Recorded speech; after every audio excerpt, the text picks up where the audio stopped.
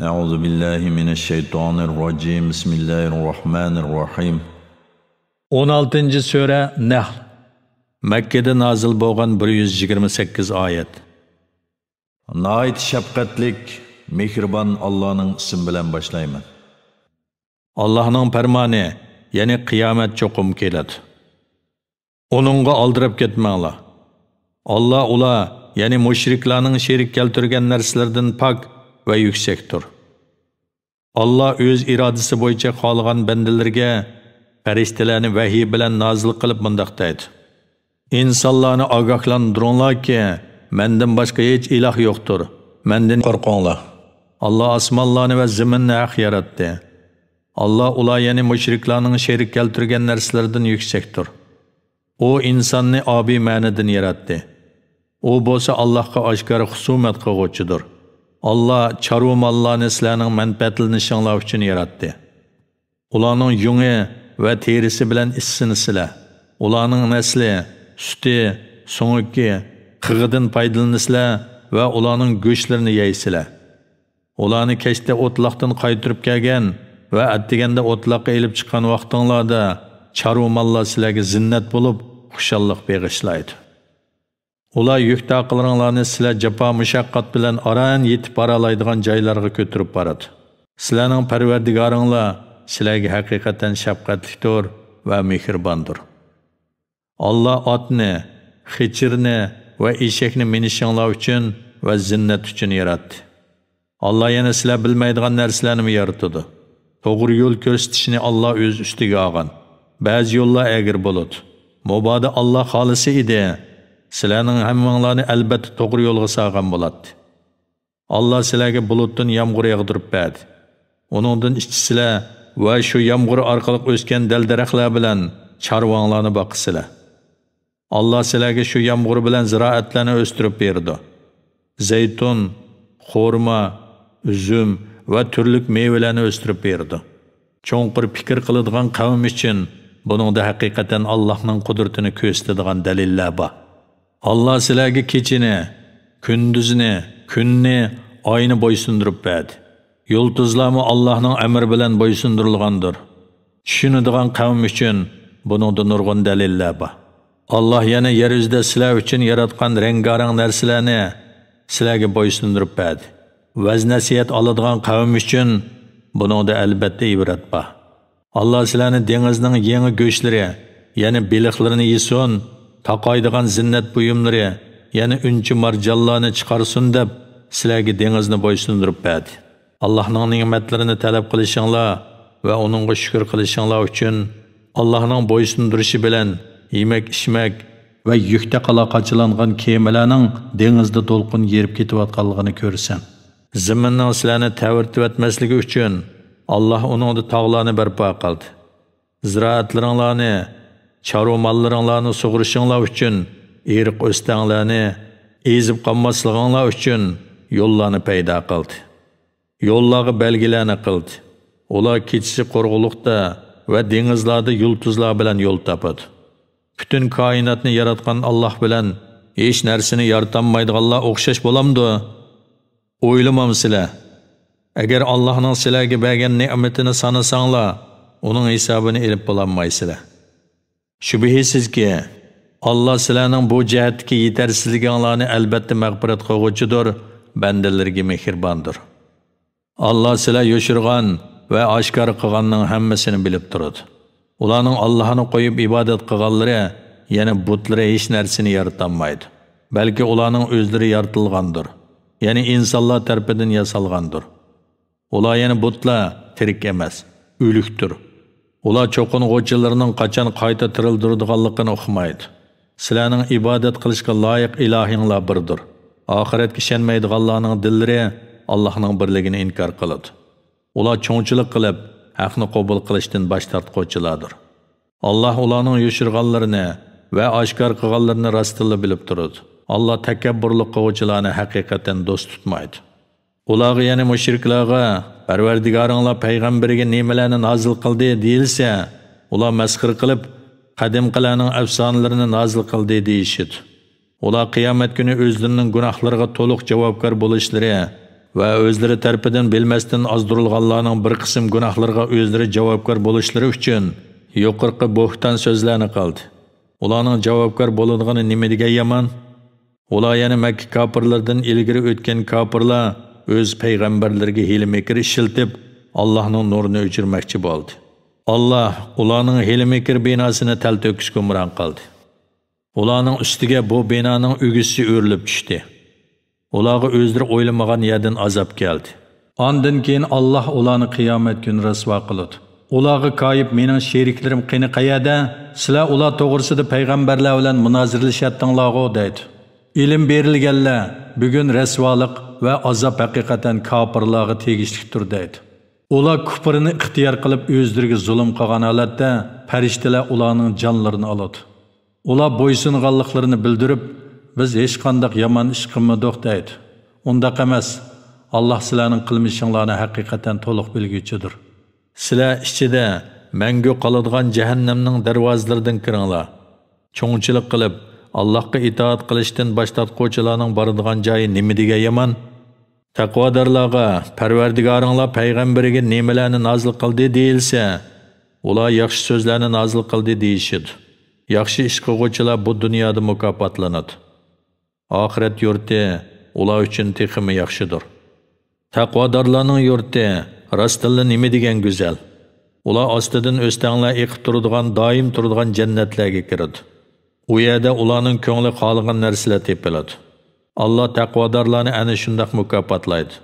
Ular mushriklik va gunohlardan pok bo'lgan sharoitda farishtalar ularni qabzruh qiladi. Farishtalar ularga salom sizlarga, qilgan amallaringlarning xosiyatidan jannatga kiringlar deydi.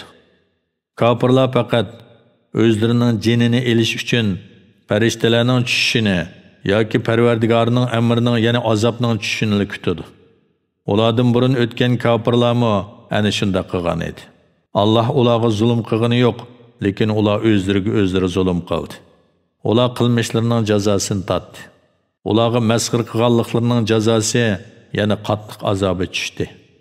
Mushriklar mabodo Alloh xohlagan bo'lsa, biz va bizning ota-bobolarimiz Allohni qo'yib hech narsaga ibodat qilmagan bo'lardik. Allohning hukmisiz hech narsani harom qilmagan bo'lardik dedi.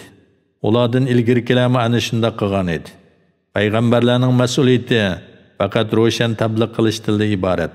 Hidoyat qilish bo'lsa Allohning ishidir. Biz haqiqatan har bir ummatga Allohga ibodat qilinglar, tog'utdan, ya'ni shaytonga, butlarga, kohinlarga o'xshash har qanday ma'budga ibodat qilishdan yiroq turinglar deb payg'ambar avatdiq. Ularning orasida Alloh hidoyat qilganlarmi bor? Gumrohlikka tegishli bo'lganlarmi bor? Yer yuzida sayr qilib yuringlar. Payg'ambarlarni inkor qilganlarning oqibatining qanday bo'lganligini ko'zinglar. Sen ularning hidoyat tepishiga eris bo'lsangmi, Alloh gumrohligida qoldirgan kishini hidoyat qilmaydi. Ularni Allohning azobidan qutuldiradigan hech qanday madadkor yo'q. Ular Alloh o'likni tirildirmaydi deb qattiq qasam ichishdi. Undaq emas, ya'ni o'likni tirildiradi. Alloh va'dasini cho'qim ishga oshiradi. Lekin insonlarning to'lisi Allohning qudratini bilmaydi. Shunlashqa o'lgandan keyin tirilishni inkor qiladi. Alloh ular ixtilof qilishgan haq bilan nohaqni ularga ayirib berish va kofirlarga ularning yolg'onchiliklarini bildirib qo'yish uchun ularni qaytadan tirildiradi. Biz biror shayni vujudga keltirmoqchi bo'lsak, uningga vujudga kel deymizda, u vujudga keladi. Zulmga uchirgandan keyin Alloh yo'lida hijrat qilganlarni dunyoda cho'qim yaxshi joyga o'rlashtiramiz. Ular biladigan bo'lsa, ularga oxiratning azobi texmi cho'ngdir. Ular eg'irchiliklarga sabr qildi. Ular hamma ishda Parvardigoriga tavakkul qiladi. Sendan ilgari biz faqat erlarga vahiy nozil qilib, ularni payg'ambar qilib avatdiq.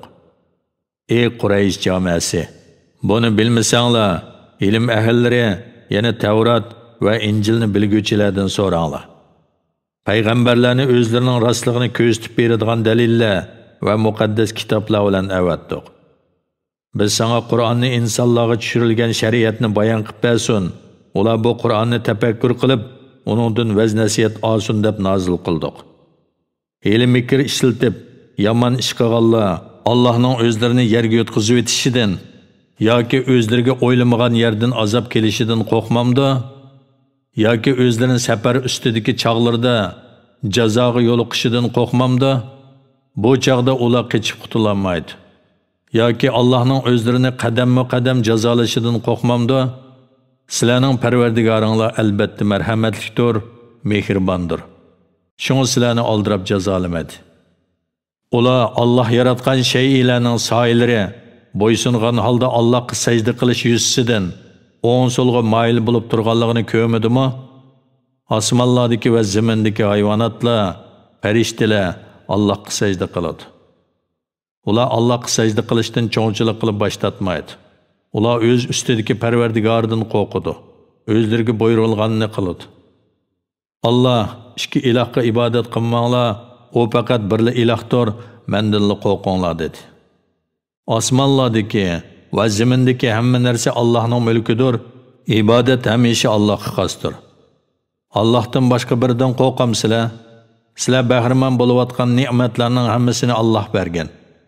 Sizlarga bir eg'irchilik yetsa, Allohga yolvorib duo qilasizlar.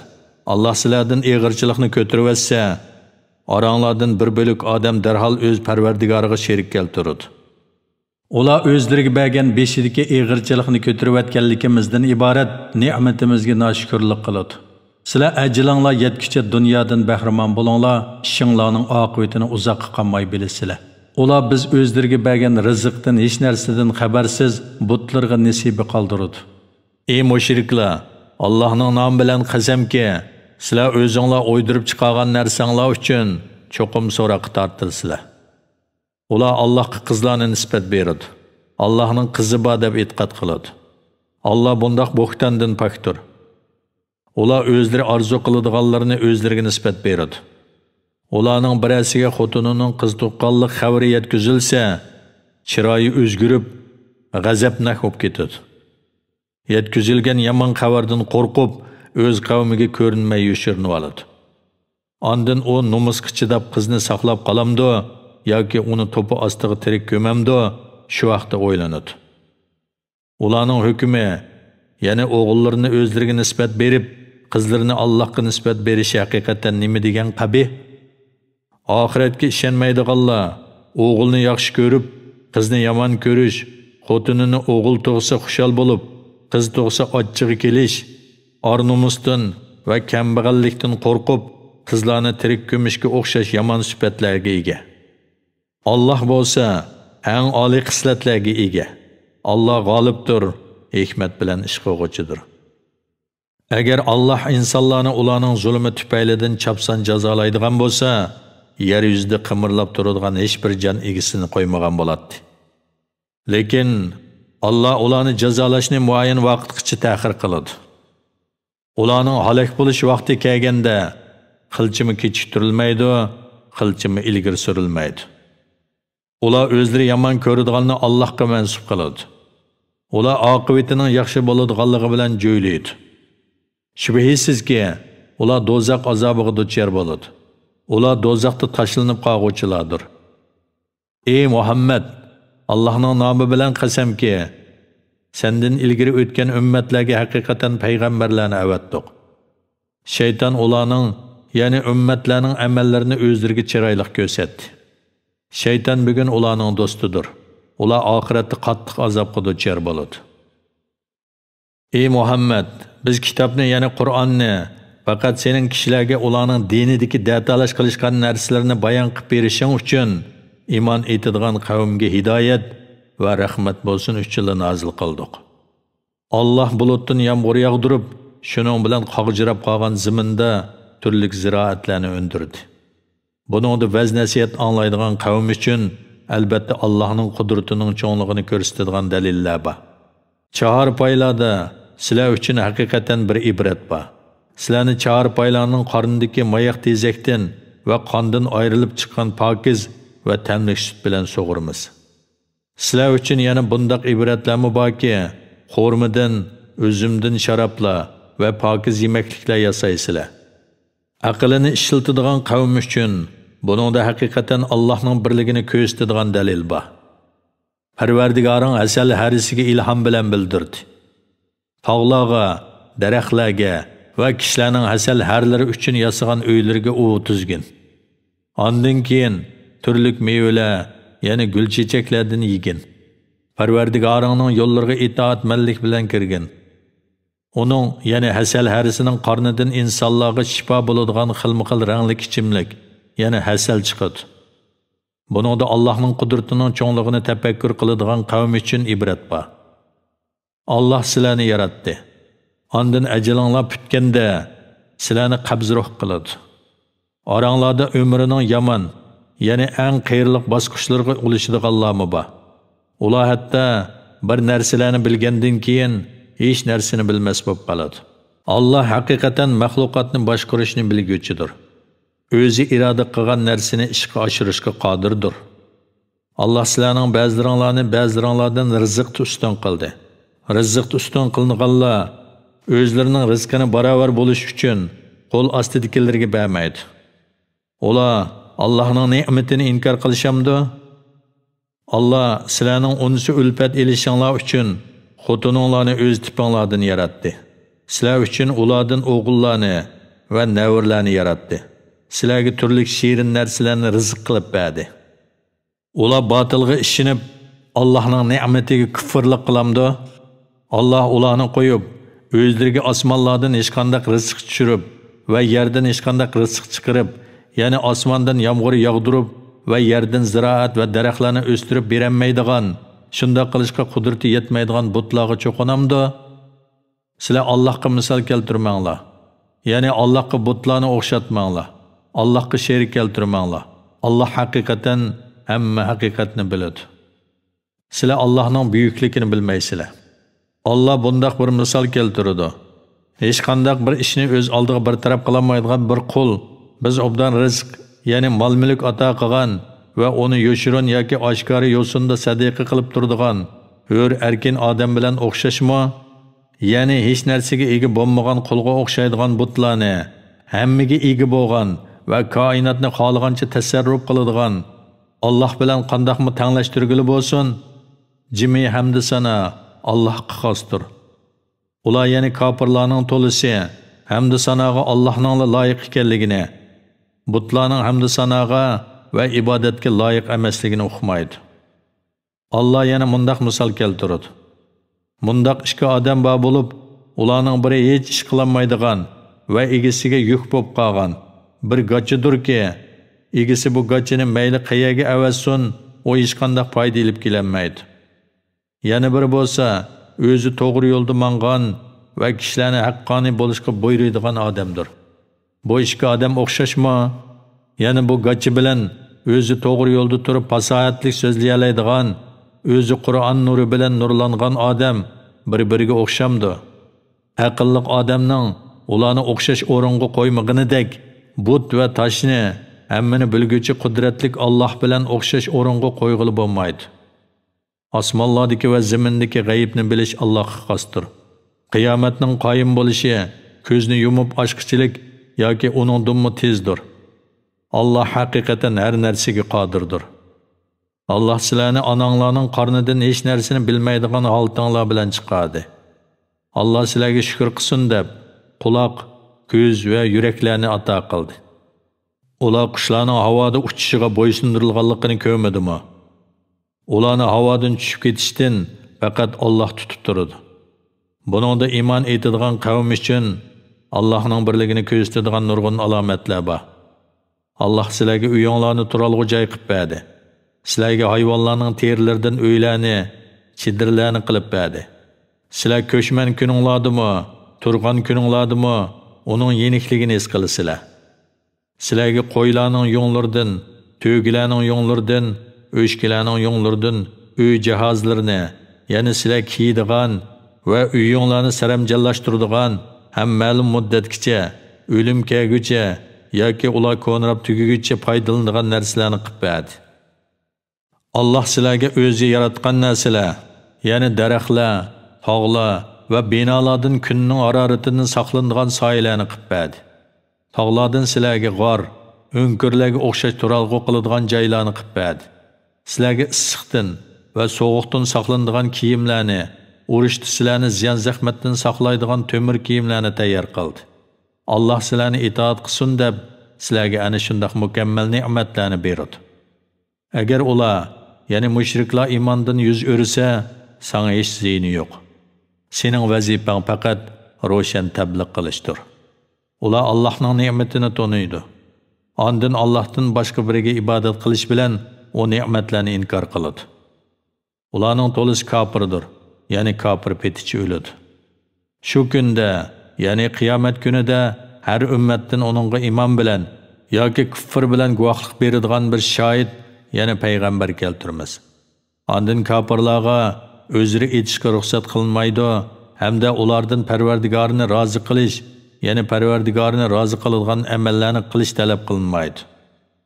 Zolimlar, ya'ni mushriklar azobni ko'rgan chaqda ulardan azob yengiltilmaydi va kechiktirilmaydi. Mushriklar dunyoda cho'qingan butlarni ko'rgan chaqda, ey Parvardigorimiz, bular bo'lsa bizning seni qo'yib ibodat qilgan ma'budlarimizdir deydi. Ma'budlari ularga javob berib, shubhisizki, sizlar haqiqatan yolg'onchisizlar deydi. O kunda ular o'zlarining Allohga bosh egganligini bildirdi. Ammo ularning dunyodagi chaqlarida ma'budlar bizga shafaat qiladi degan yolg'on yovdoqlari yo'q chiqadi. Kafir bo'lganlarga va kishilarni Allohning yo'ldan, ya'ni dinidan to'sqanlarga ularning qilgan buzg'unchiliklari uchun azob ustiga azob qo'shimiz. Shu kunda biz har bir ummatga ularning ichidan ularga qarshi guvohlik beradigan bir shohid, ya'ni payg'ambar keltiramiz. Va shu kunda biz seni ularga, ya'ni ummatingga shohid qilib keltiramiz. Sana biz kitobni, ya'ni Qur'onni hamma narsani, ya'ni kishilar muhtoj bo'ladigan diniy ishlarning hammasini tushuntirib beradigan, dillarga hidoyat, bandalarga rahmat, musulmonlarga mangulik saodat bilan xushxabar yetkazadigan qilib nozil qildik.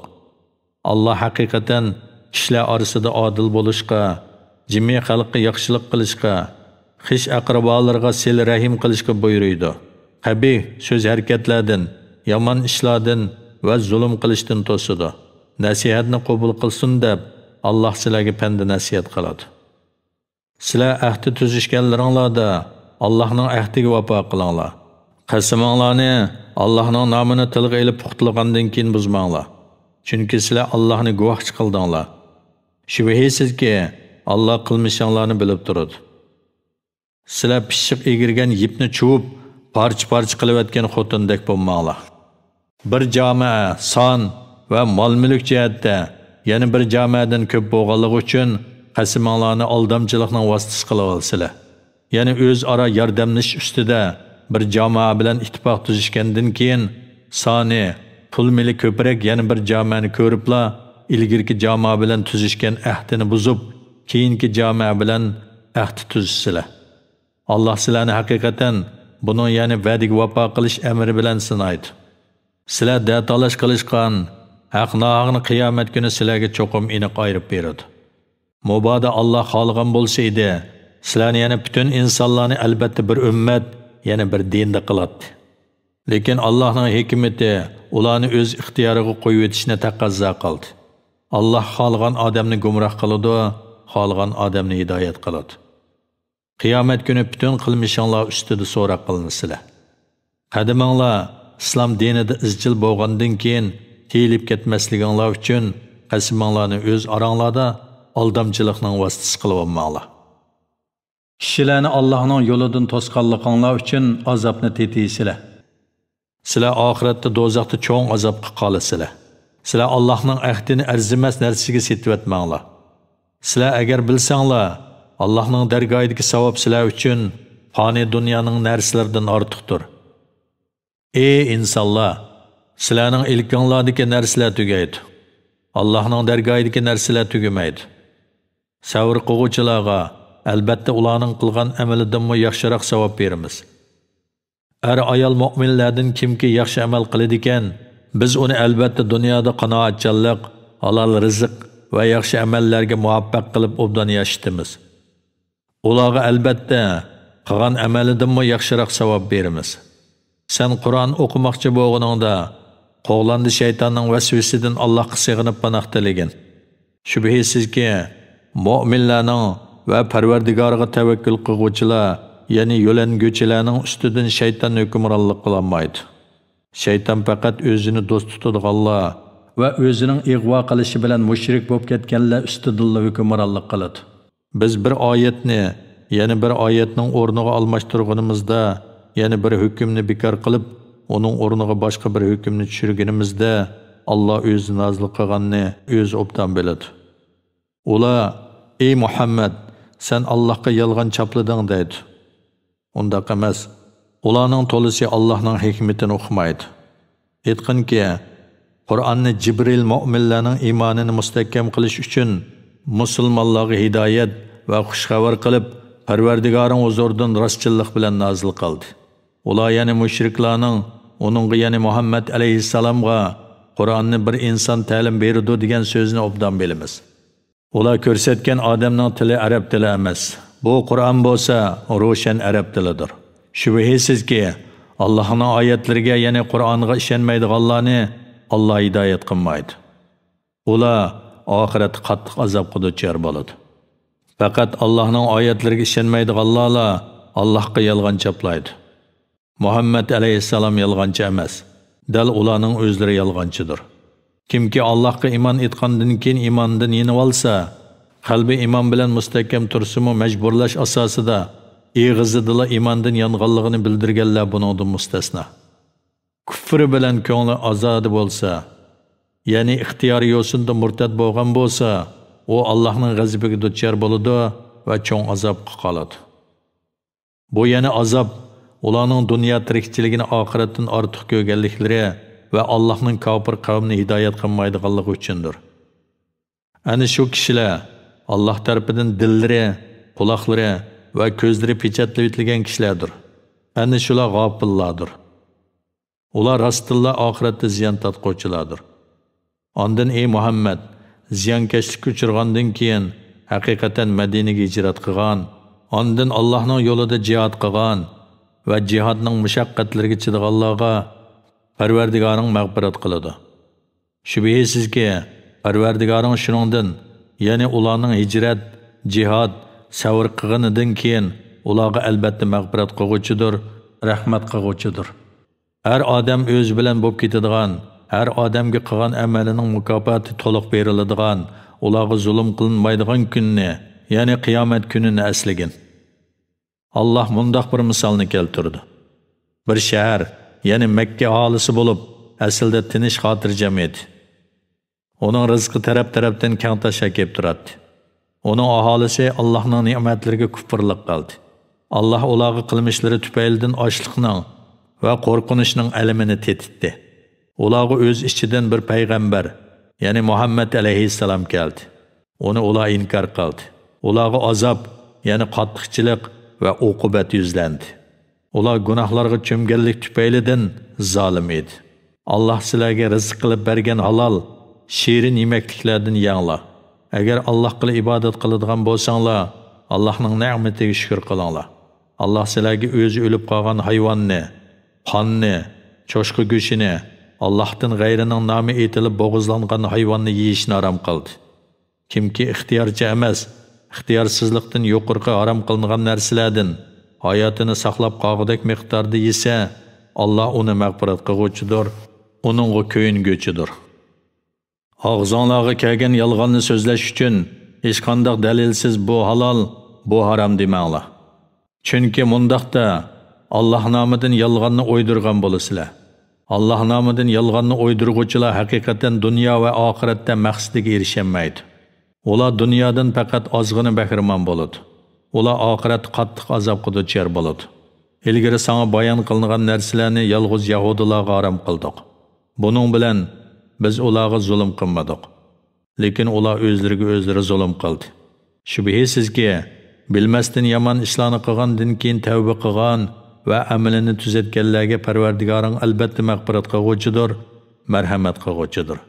İbrahim haqiqatan yaxshi xislatlarni o'zlashtirguvchi peshvo, Allohga itoatman, batil dinlardan haq dinga buralg'uvchi, ya'ni haq dinga e'tiqod qiluvchi edi.